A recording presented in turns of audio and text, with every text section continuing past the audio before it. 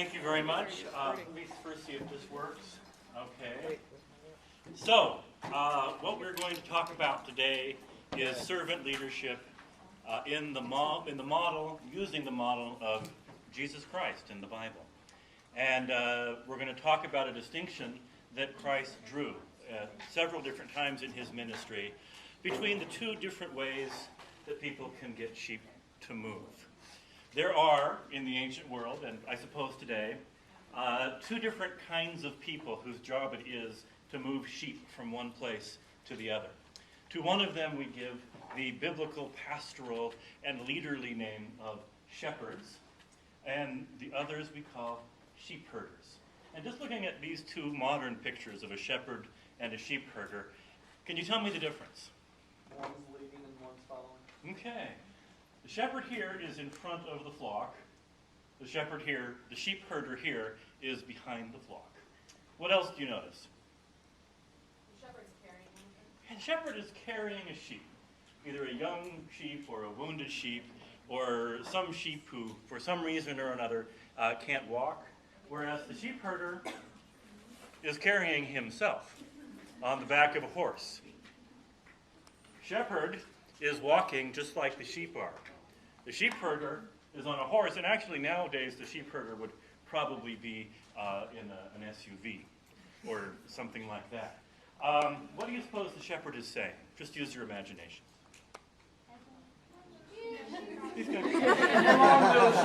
Come on, little sheepies. Yeah. What do you suppose the sheepherder is saying? Get moving. Get moving, you stupid animals! Probably has a whip, probably has a gun that he's firing up in the air. Maybe has a couple of dogs to yap at the sheep. Okay, I gotta pose for the picture here. What's that gun motion again? Gun motion, bang bang. Okay. But these are, and let's go to some biblical verses, because this is part leadership talk and part sermon. I actually want to use some very key verses from John 10 to set the difference, because I do believe that we can learn a lot about leadership by reading the Bible. John 10, 1 through 4, Jesus says, "Amen, amen, I say to you, whoever does not enter a sheepfold through the gate, but climbs over elsewhere, is a thief and a robber. But whoever enters through the gate is the shepherd of the sheep. The gatekeeper opens it for him, and the sheep hear his voice as he calls his own sheep by name and leads them out. When he has driven out all his own, he walks ahead of them, and the sheep follow him because they recognize his voice. But they will not follow a stranger. They will run away from him because they do not recognize the voice of strangers." So what's the key image in this scripture? Why do sheep follow a shepherd? Relationship with them. Okay, they recognize the voice. They have a relationship with the shepherd. They trust the shepherd. 11 through 15 of the same chapter. "I am the good shepherd. A good shepherd lays down his life for the sheep. A hired man, a sheepherder, who is not a shepherd and whose sheep are not his own, sees a wolf coming and leaves the sheep and runs away. And the wolf catches and scatters them. This is because he works for pay and has no concern for the sheep. I am the good shepherd, and I know mine, and mine know me. Just as the Father knows me, and I know the Father, and I will lay down my life for the sheep." What's the key difference that Jesus points to between a shepherd and a sheepherder? Shepherd cares. Okay. Shepherd knows the sheep because they are his sheep. The sheepherder is a hireling, somebody who is hired. That means that the shepherd's well-being is bound up with the well-being of the sheep. If the sheep die, then the shepherd doesn't have sheep anymore, which means no wool, which means no income, which means bad things for the shepherd. The hireling, his welfare is bound up with the movement of the sheep. He gets paid as long as the sheep get from here to here. It doesn't matter if they arrive well, healthy. Doesn't matter if they arrive in a position to be productive sheep in the long term, because the hireling is simply hired to do a job to get sheep from point A to point B. So the primary loyalty of the shepherd is to the sheep. primary loyalty of the hireling or the sheepherder is to the employer. Shepherd walks in the front, sheepherder walks or rides in the back. The shepherd earns trust, the sheepherder inspires fear. Two very different occupations that essentially accomplish the same thing. They are both responsible for getting a bunch of sheep from point A to point B. Beside that, though, they are completely different types of leaders. Now, the analogy is going to break down at some point. Analogies always do. But I'm going to press it a little farther and say that when I talk about shepherds and sheepherders, it's a way for me to get to two different kinds of people who lead people, which is not the same as people who need people, who are the luckiest people of all. And nobody even knows Barbara Streisand anymore. Oh, okay. Okay. But here is one of the most famous scriptures of the Bible, Psalms 23. The Lord is my shepherd, I shall not want. He makes me lie down in green pastures. He leads me beside still waters. Clearly, the psalmist here is not talking about shepherds and sheep. He's talking about spiritual leaders and us, spiritual leaders and the people who follow spiritual leaders. Imagine if this read, the Lord is my sheepherder. He stands behind me and he yells. He tries to make me go places, and if I try to run away, he hits me with a stick. How would that read as a psalm? Does that make you feel good inside? Okay. Now I'm going to switch for a moment to management theory. And actually, this is a sort of a compilation of theories from a well-known book called, and it's on the handout, the handout is coming around, Mind of a Manager, Soul of a Leader by Craig Hickman, which is a fantastic book, except that if I do my job here in the next 25 or 30 minutes, you're not going to have to read the book because I'm going to tell you everything that it says.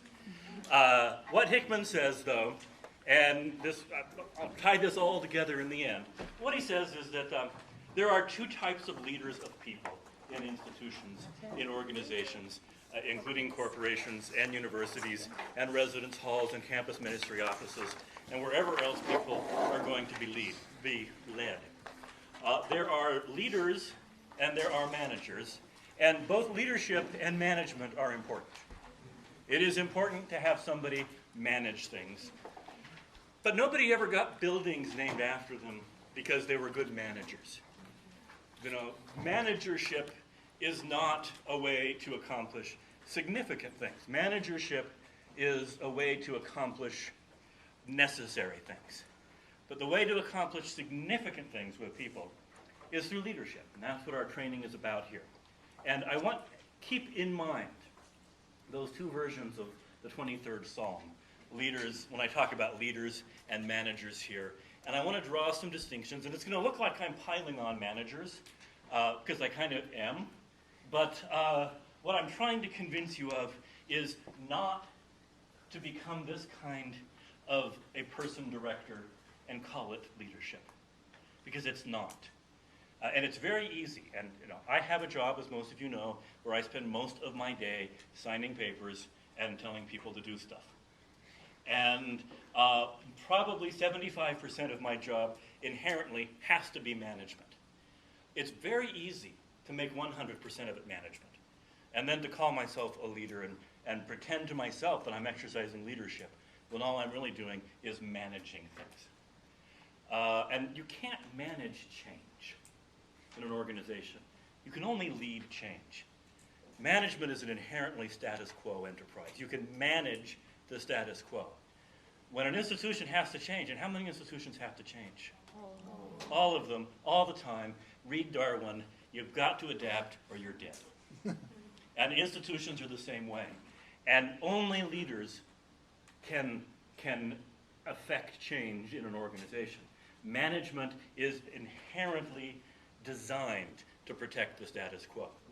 So what I want to convince you to do in your leadership positions now, but also in all of the positions that you're going to have throughout your life, is to think hard what it means to be a shepherd, to think hard about what it means to be a leader, and to realize that sometimes you have to herd the sheep, sometimes you have to manage, but you're not leading when you're doing that.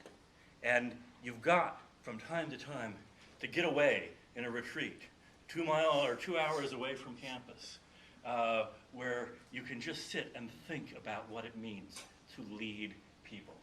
So here are what I take to be the major differences between the theory of organizing people called leadership and the theory of organizing people called management. And I'm going to break it into simplistic dichotomies. That's the sort of thing that managers do. Managers love simple little dichotomies like this. Leaders build teams, managers build systems. There is nothing that a manager likes better than an org chart. Managers love, and Word will do this for you now. It has this feature where it'll give you boxes and it'll create an org chart for you, and managers can, trust me on this, managers can spend days and weeks playing with an org chart. The thing that managers like next to org charts is policy manuals. Managers are really good at writing policies. And we can play with the org chart and write new policies and have the illusion that we're doing something.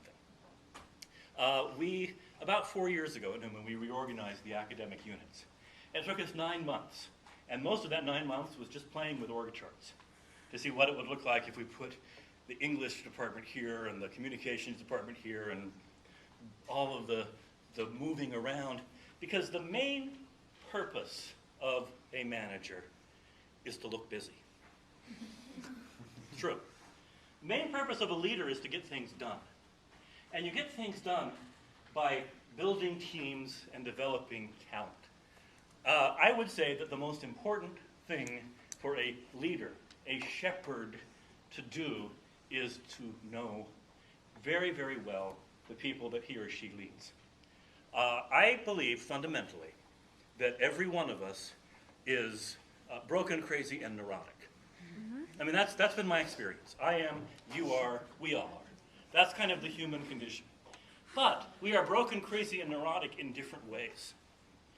And a very effective person is somebody who knows how they're broken and knows how to use that.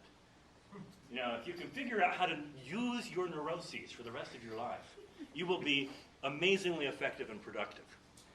But if you know what everybody else's neuroses are and can figure out how to use those in concert with each other, then you can be a leader. Okay, I'm exaggerating a little bit. But leaders know the abilities, the strengths, and the weaknesses of everybody who reports to them. And they know their own strengths and weaknesses. And they don't pretend that they can do things that they can't do. They know whose strengths compensate for whose weaknesses. And they know how to put people together in a way that whether you call them people's neuroses or their special talents, but they put people together in a way that everybody is working together for the good of the team. Anybody ever see Ben-Hur?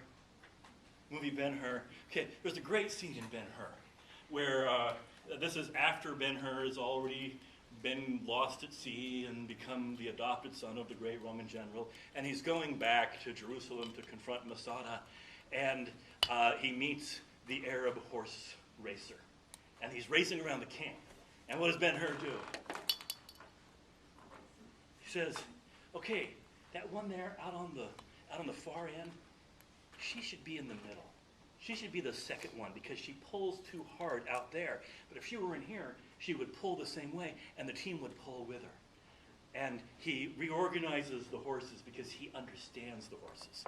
And then the Arab tells him that he can race his horses in the chariot and maybe kill Masada while he's at it. I mean, sort of. Okay, but that's leadership. Leadership is knowing your players, knowing your pieces, knowing all of the people, ask people, knowing what they're good at, knowing what they're bad at, knowing how they're most effective, knowing how they're least effective, and putting people in positions where they're going to succeed. That's a hard thing. It's one of the hardest things I've ever tried to do, is take people, and everybody I've ever worked with is good at some things and bad at some things. Taking people, creating teams where people are doing what they're best at, and everybody is working together for some common purpose. And that means acknowledging the things that I'm not good at and trying to make sure that when I put myself on a team, that I have people on there who can compensate for my weaknesses. So there's a huge difference between building a team and building a system. And the difference, I'll tell it to you in as few words as I can. A team, when you build a team, it matters a great deal who's on the team.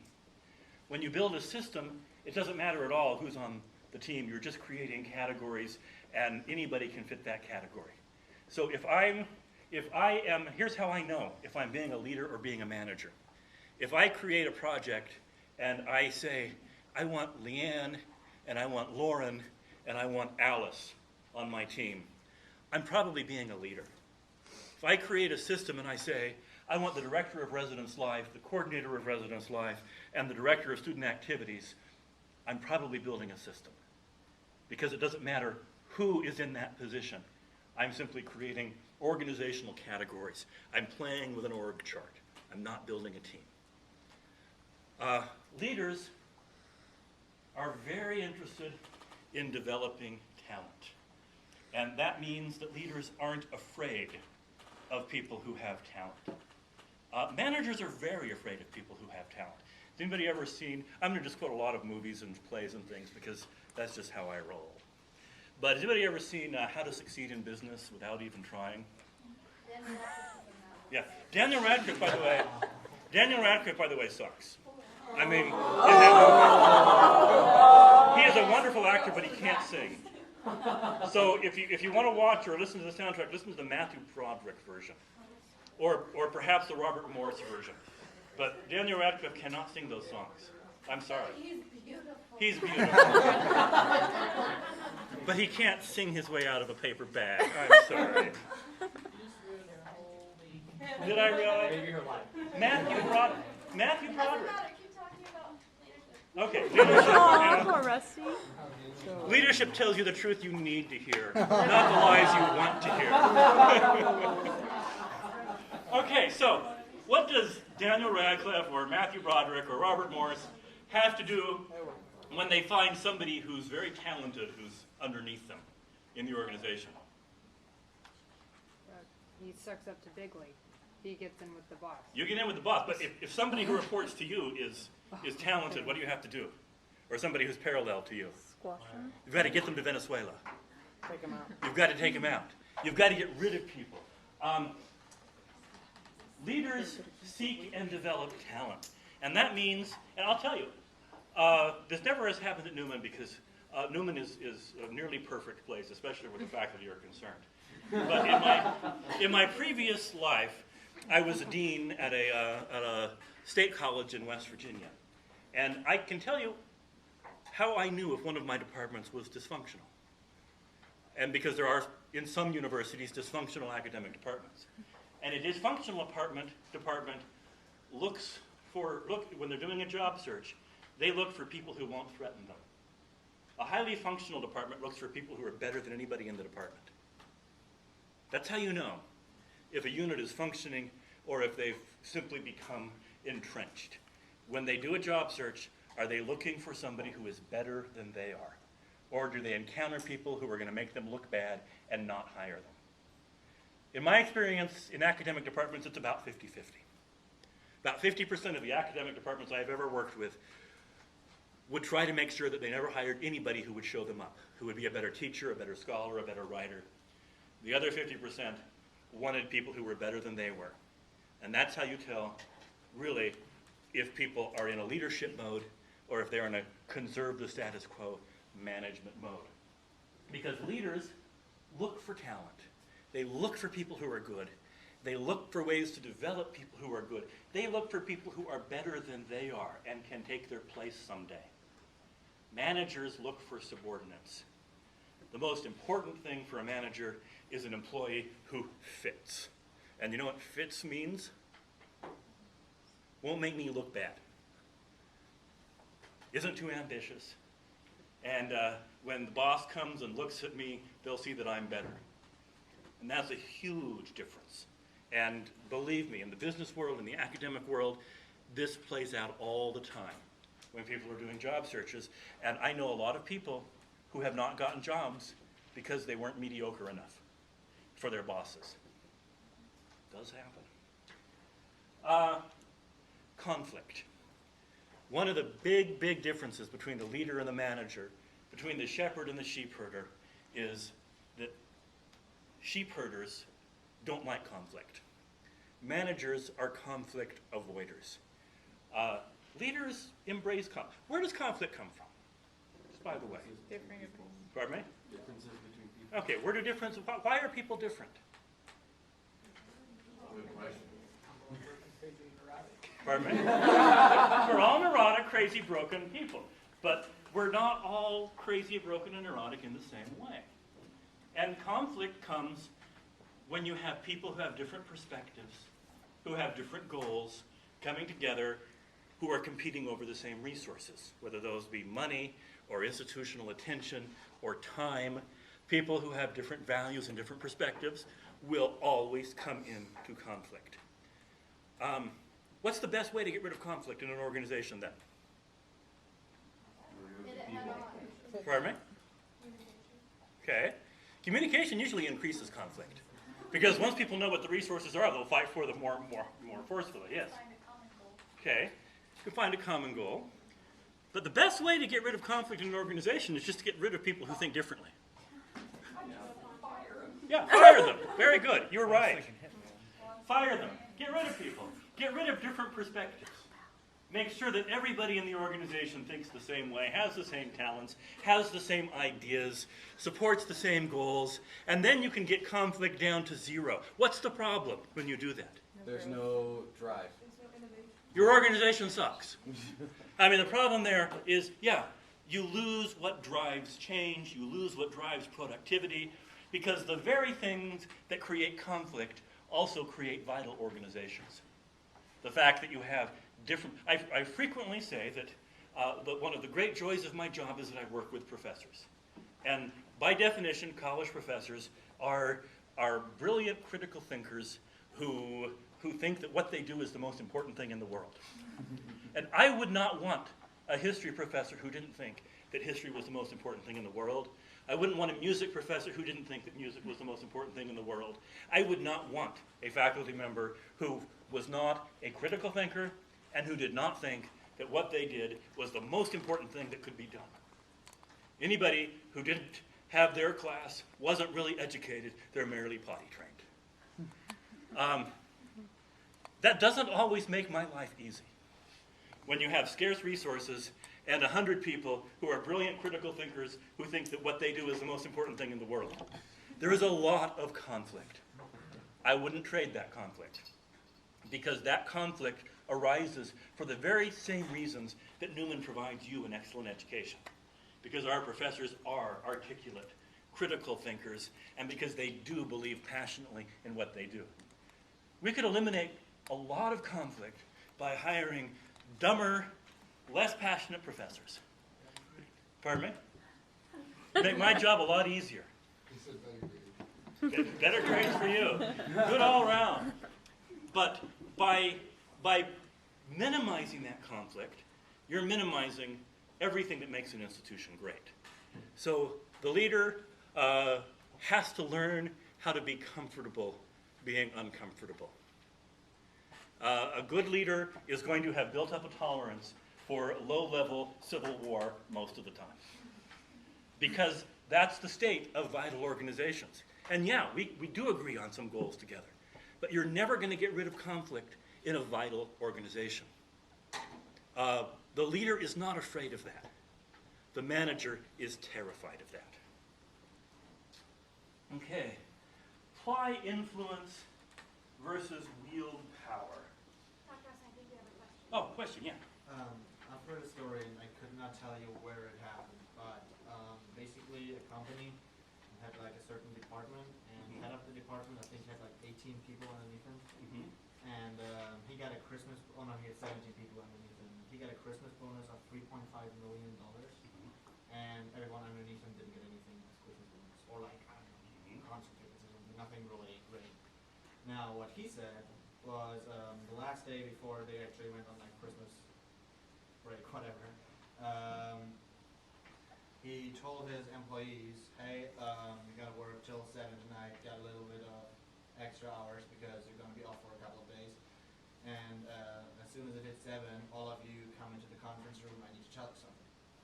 So everyone worked till 7, and they come in the conference room, and he stood in front of his 17 employees, and he was just like, "Well, here's the deal. The reason I'm your boss is that I'm simply better than you. I'm doing what I do faster. I do it more qualified, and I do it more innovative. But that's why I get paid better, and that's why I'm your boss.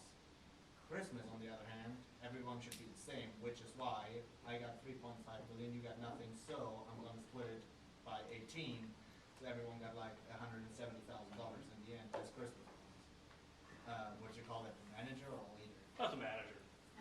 That idea is a managerial idea, that I'm better than you are.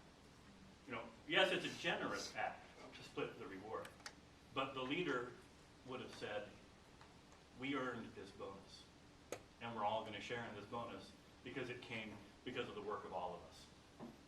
So, yeah, I would call that a manager. A manager with a Santa Claus complex. Okay. But I've not heard that before, but yeah, I mean, I think that general idea, I am better than you, I deserve more than you, you are my subordinate, that's a managerial idea. What's the difference between influence and power? Power corrupts. Power corrupts. Influence is based in your relationship and how you are with other people. Power is just it's separate of that. Yeah. It's the difference between imposing your will and allowing someone to work with you. Yeah. Influence is getting people to do things because they want to. Power is making people do things because they have to.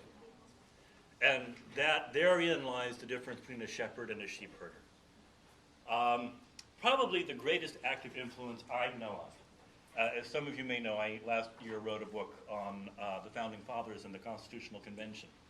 And when the Constitution was passed, the Constitution was written in 1787, it looked like it wasn't going to be ratified. There was not a lot of desire. A lot of people felt that the Constitution made the federal government too powerful. If you took a snap poll right after the Constitutional Convention, probably would have, if they'd have tried to ratify it right after, probably would have failed by 70%. The people of the United States were not initially in favor of the Constitution. Now, George Washington probably could have raised an army and subdued people into accepting the Constitution, but that's not what happened. Have any of you read or encountered the Federalist Papers by Alexander Hamilton and James Madison? And 5 of them were by John Jay. I would highly recommend at some point in your life you read them, even though they're very difficult to read. And read the originals, not the Glenn Beck translations. just saying. But Hamilton and Madison, in these 85 Federalist Papers, laid out a very persuasive vision for what the Constitution was going to be. And they were published in New York, and then they were taken throughout the country. And the Federalist Papers completely changed the tenor of the debate about the Constitution. Almost entirely because Hamilton and Madison just set themselves to explaining exactly what would happen under a constitutional government. There were a lot of anti-Federalist papers written by people like Robert Yates, Luther Martin. Anybody recognize those names? See, they didn't win. Because they did not lay out the compelling case. And I consider Madison and Hamilton's writing of the Federalist Papers to be one of the great acts of influence in the world's political systems. There have been a lot of acts of power in the world's political systems. Napoleon, Hitler, Saddam Hussein, all kinds. I mean, dictators, it's actually pretty easy to be a dictator. All you need is an army. It's very difficult to be a persuader and to convince an entire country to this political position. That's leadership. The dictator is just the ultimate manager. And that's the difference. Leaders, shepherds, take risks.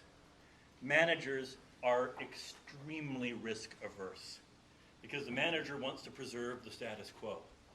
And to preserve the status quo, you want to make sure you risk nothing. Chinese philosopher named Sun Tzu, or Sun Tzu, The Art of War. Anybody ever heard of that book? Mm-hmm. Wonderful, wonderful book. And one of the things he says in there is, when you advance on the enemy, burn your own boats. Why would you burn your own boats? To confuse the enemy. No, to make sure you don't have the opportunity to go back.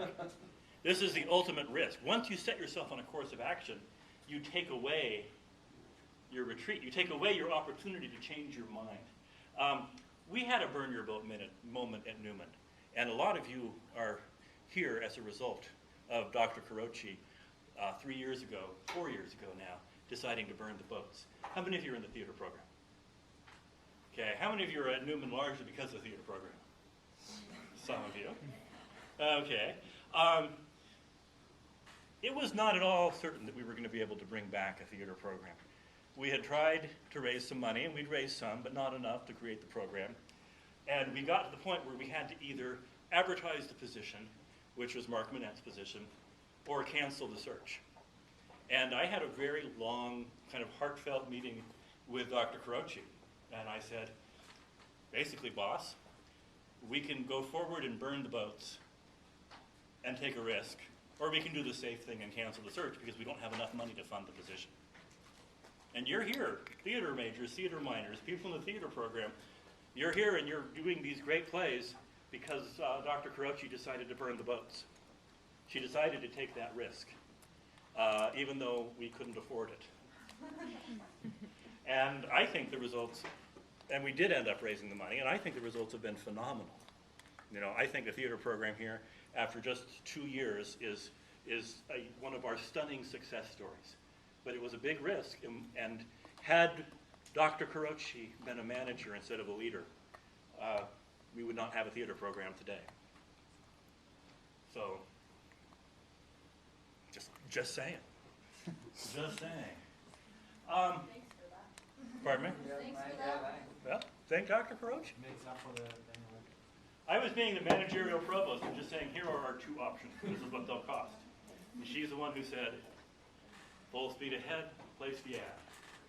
And it was really a decisive moment for Newman, I think. Leaders, and I see that you've already talked about this. If I were to say one rule for leadership, and this is something I have said to all of the deans, all of my deans here at Newman. If I were to give you one rule, the rule is never tell somebody to do something that you're not doing.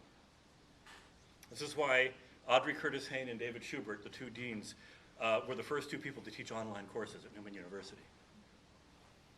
Because I told them, do not ask the faculty to do something that you haven't done. Don't tell people to do something that you're not willing to do. That's leading from behind. That is the definition of herding sheep. To say, we need online courses, you do it, you do it, you do it. If you don't, we'll fire you. If you don't, you're in trouble. That's sheep herding.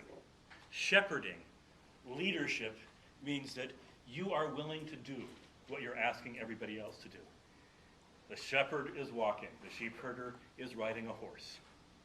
The shepherd is in front, going into the dangerous places first. The sheep herder is driving the sheep into places first, and they're the ones who take all the risks. The leader takes risks. Now, what goes along with this is never use a leadership position to line your own pockets, to get stuff for yourself, to get benefits that the people you are leading do not have. So it is part of leadership to split your bonus. And you probably just should leave off the, because I'm inherently better than you are, part of it. But don't use your leadership position.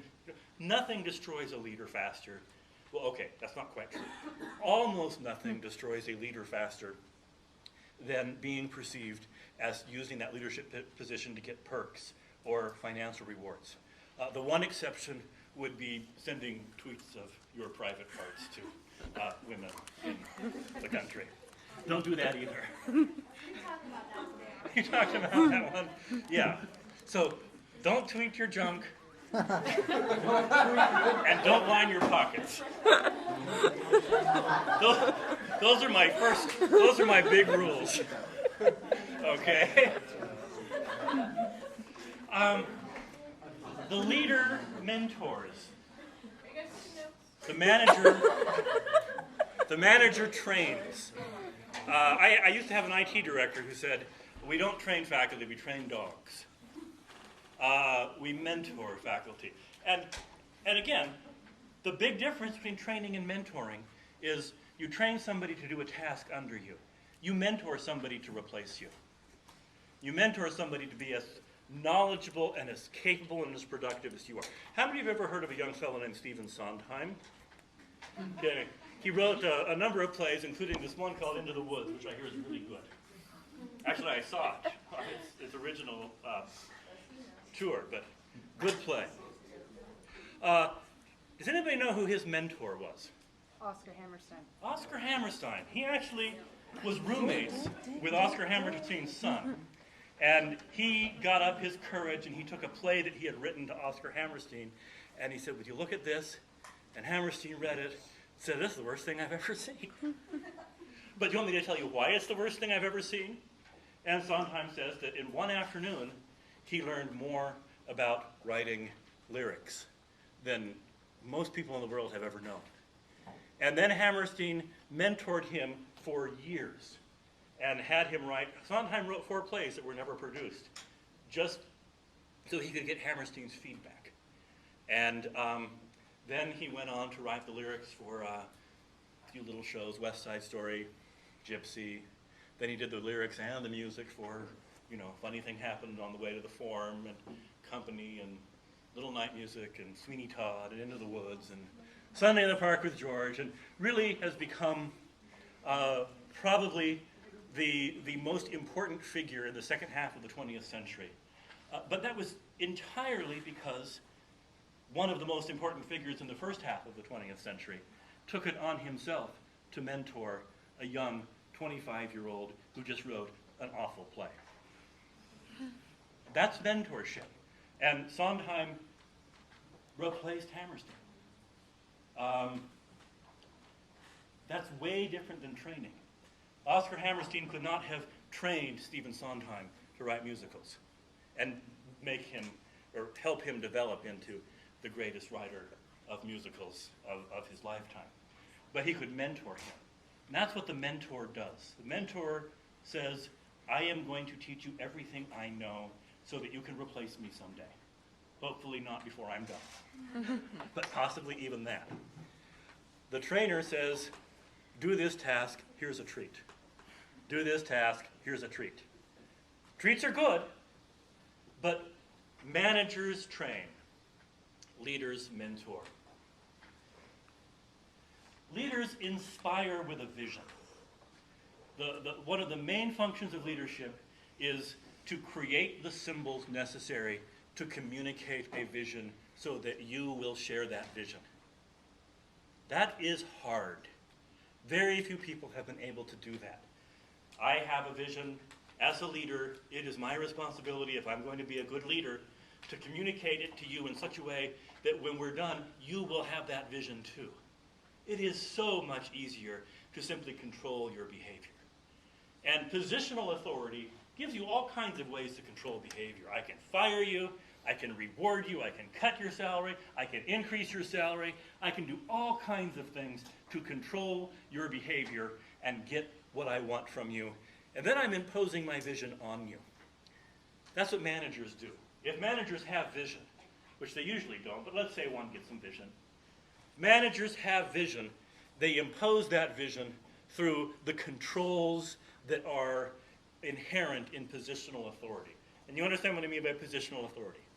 I'm the provost, I'm the boss, I'm the dad, I'm the president. You have to do what I say. I have said about 5 times in the last 5 years, I'm the provost, that's why. If it comes down to that, I'm no longer a leader. I'm a manager. I'm simply imposing my will through my positional authority. The leader has to do something different. The leader has to create and communicate that vision. Leaders are proactive. Managers are reactive. This is the hardest one for me because most days, I'm just going to make a horrible confession here, most of my days go like this. I wake up in the morning, I'm not quite sure what I'm going to do that day. I come into work at 8. By 9, I am simply reacting to all the emails that I've gotten with problems. And I spend the rest of the day solving the problems that I didn't even have until I came in.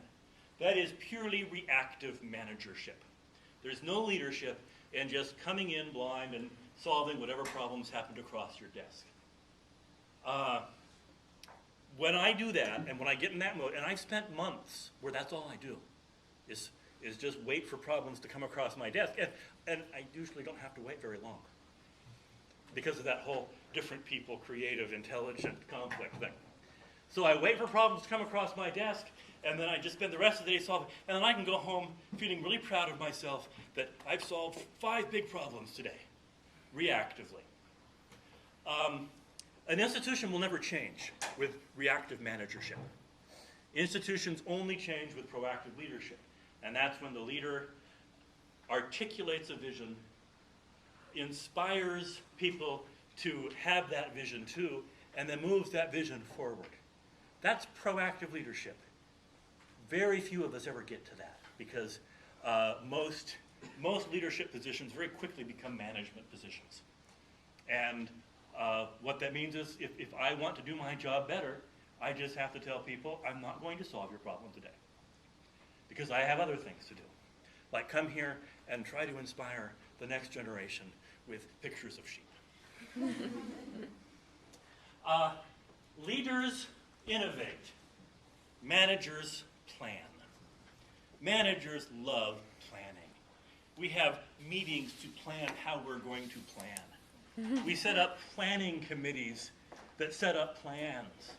Planning is so important, and we can write, every year I write about 150 pages of plan that I submit to the rest of cabinet. Here are our plans.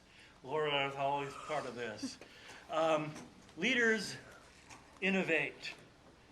The difference is that, and with both of these, the reinvent and reorganize and the innovate and plan, you can change a lot of stuff on the surface while keeping things the same. That's reshuffling. That's reorganizing. Reorganization is one of the great, that's what almost all planning does. Almost all planning simply plans to reorganize. Nothing fundamental changes when you plan to reorganize. Titles change, boxes in the org chart change. So you change some things. Real change has to go far beyond that.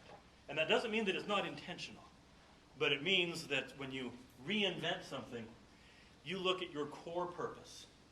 You ask yourself and your team what your core purpose is, and then you ask, what are we doing that is not part of our core purpose?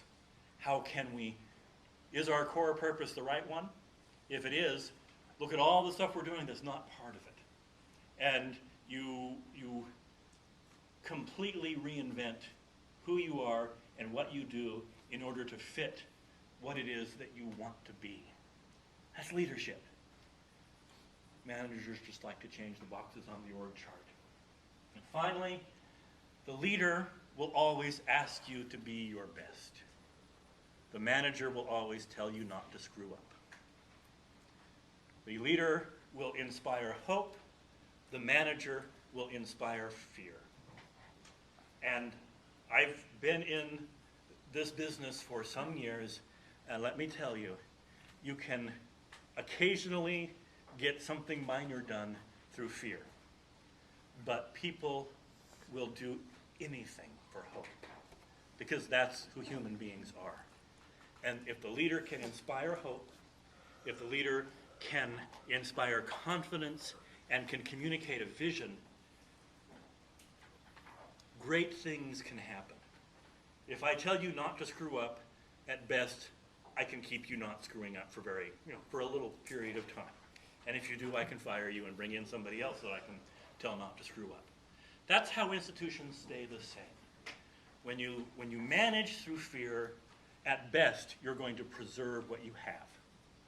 When you lead through hope, you're going to create something wonderful. So I'm going to close by breaking this all down into 3 rules. The tweet one isn't up there because I did this PowerPoint before all that came about. Call that rule 4. Rule 1, lead from the front of the pack. You do first what you're asking people to do.